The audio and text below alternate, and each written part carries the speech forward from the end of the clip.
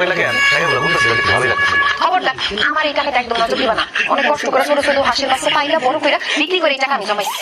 এটা কত টাকা আছে বাকি 1200। 1200 টাকা জমা বলেছো দুশো টাকা তুমি রাখো আর 1000 টাকা আমার কাটবো তোর কি লজ্জা করে না নিজের বউয়ের থেকে টাকা ধারছো? কেন লজ্জা করবো কেন নিজের বোর কাছে ধার চাইতেছি তুমি তোর করতেছি আমার 1000 টাকা না খুব দরকার দাও না আগে শুক্রবার তোমার দিয়ে দেবো আমি জীবনে তোমার টাকা ধার দিব না। মানুষের টাকা ধার নিয়ে তুমি তারপর টাকা ফেরত দাও না। আমি তোমার ধার দিব না কোনোদিনও না। সত্যি 1000 টাকা ধার দিবা না না না না।